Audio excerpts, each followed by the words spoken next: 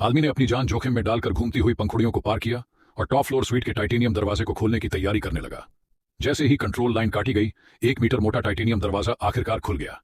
लेकिन इससे पहले कि वह राहत की सांस ले पाता, आग की वजह से पंखे का कंट्रोल सिस्टम फेल हो गया। वह आराम कर पाता, उसने देखा कि जो दरवाजा बड़ी मुश्किल से खुला था वह फिर से बंद होने लगा।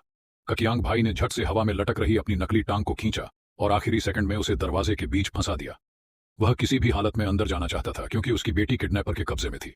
उसे अपनी बेटी को बचाने के लिए झाओ बॉस के पास मौजूद यूएसबी ड्राइव हासिल करनी थी।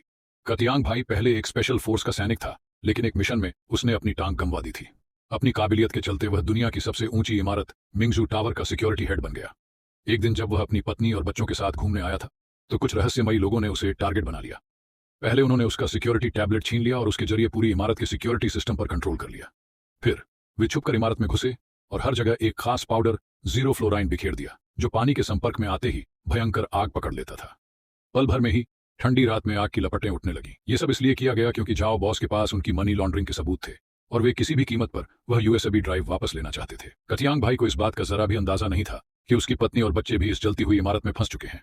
जब उसने मिंगजू टावर से आग की लपटें उठती देखी तो वह तुरंत अंदर भागा, लेकिन तब तक बहुत देर हो चुकी थी।